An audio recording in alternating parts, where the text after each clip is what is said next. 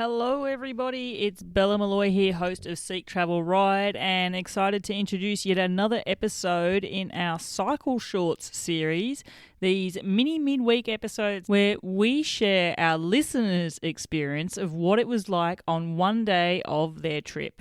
Today I'm very excited to introduce you to Tara Weir, and she is going to take us to a day of her journey cycling in the Navajo Nation. So without any further ado, let's listen to Tara tell us about what it was like during that day. Hi, my name is Tara, and I'm going to be sharing a very memorable day that I had on my journey down the Western Wildlands route in 2015. So I was riding my bike along this section of the Navajo Nation, which is pretty close to the Grand Canyon, a bit east of it, and then north of Flagstaff. And it was a really amazing day, just wide open desert, flowy single track, a nice breeze. It couldn't be any more perfect of a riding day. But the highlight of that day really happened towards the end. So I kept riding through the reservation. I talked to some of the locals. I met a family they were moving water back to their home because on the Navajo Nation it's so dry. Everyone has to truck in their own water. So it was a family hauling this gigantic water truck out to where they live. So I chatted with them for a bit, told them I was spending the night, and then I kept going. And I traveled deeper and deeper into this landscape, and then I got to the spot where I needed to camp for the night. And the wind was really crazy all day, despite it being a really great day for riding. It was like crazy, crazy windy. I kept going, and then I got to this rocky top, kind of like almost the top of a mesa where I would set up my tent for the night. And then a crazy thing happened. Suddenly the wind just died down, like someone just shut it off. It just seemed so abrupt. And then the light started to fade, and then suddenly the sunset started.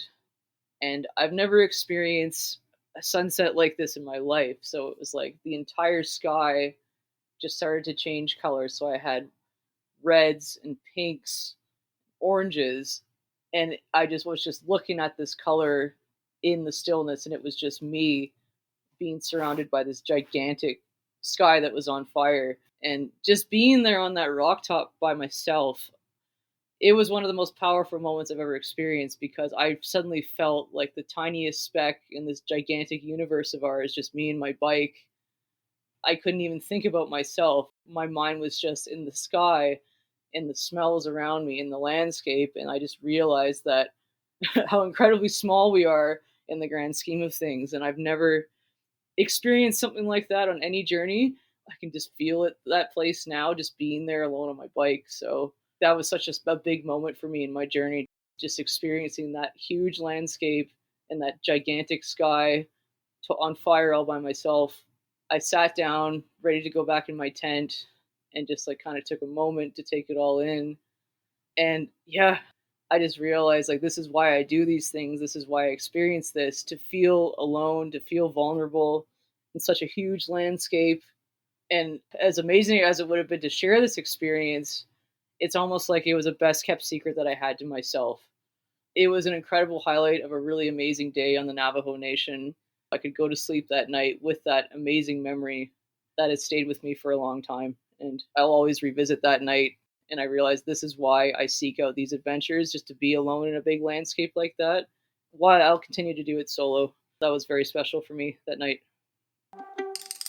Thank you so much for that, Tara. I don't know about you listeners, but so much of what Tara shared there really resonated deeply with me.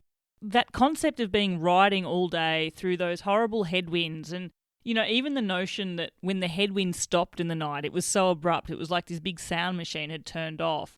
But it was also that self-awareness that Tara spoke about feeling just little itty-bitty tiny small in such a majestic, massive, vast landscape.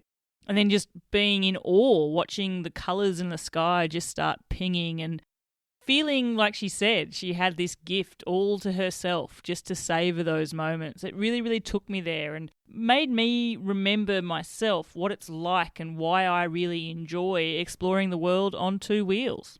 Now, definitely keep your eyes peeled for a full-length feature episode with Tara in the weeks to come. I have been able to be fortunate enough to sit down with Tara and record a full-length feature episode with her, which is phenomenal. Tara has taken some exceptional journeys all around the world, and I'm pretty excited that I'll be able to share her story with you more in a full-length feature episode. Now, if you would like to be featured in these midweek cycle short series, there's an easy way to get involved. Pretty much just send me a DM on social media. That's probably the easiest way to do it. Find me there on Instagram. My Instagram handle is @SeekTravelRide. Send me a message, let me know that you want to be involved, and I can share the details of how you too can share one day of your trip with our global listening audience. If you've been getting great value out of listening to Seek Travel Ride each and every week, perhaps you'd like to show a little bit of appreciation and give the show some support. In the show notes, you will find links to Buy Me a Coffee, where you can make just a small financial contribution, which will help me, an independent podcaster, out quite a lot. I really value and appreciate all the support that I've been shown so far by this beautiful Seek Travel Ride community. It's honestly energizing to get these messages of support from you as well. So once again, the links to Buy Me a Coffee are in the show notes, and I just want to say thank you in advance for the kindness that you are showing to me. Until the next episode, my name's Bella Malloy. Thanks for listening.